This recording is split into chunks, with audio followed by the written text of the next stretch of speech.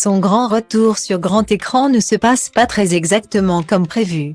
Privé de plusieurs rôles depuis qu'il se déchire face au tribunal, contre son ex-femme Amber Heard, Johnny Depp a dû faire ses adieux à plusieurs de ses personnages emblématiques.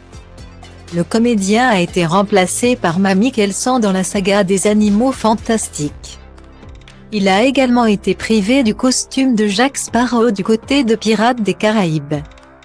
Son prochain projet aurait pu redorer son blason, malgré les accusations de violence conjugale, mais il semblerait que le tournage s'est déroulé de manière catastrophique. Un Américain prétend s'être à un roi français, personne n'en rêvait spécialement.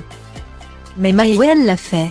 La réalisatrice a offert le rôle de Louis XV à Johnny Depp dans son nouveau film historique Jeanne du Barry, qui sera diffusé sur Netflix dès que le projet sera bouclé.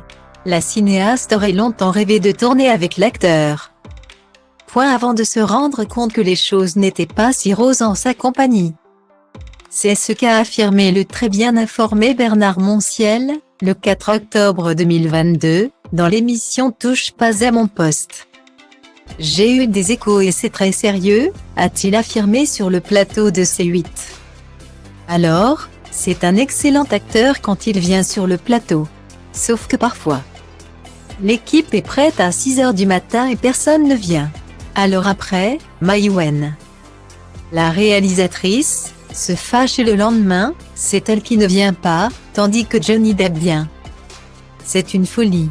Ils en ont ras le cul. Ça se passe très mal. Ils s'engueulent tout le temps. Le tournage de Jeanne du Barry a démarré en août 2022 et se clôturera, dès que possible. Malgré les nombreuses tensions qui régneraient du côté de la cour de Versailles. Cependant, d'après nos informations, Johnny Depp a terminé les scènes prévues pour lui et n'est plus sur le tournage.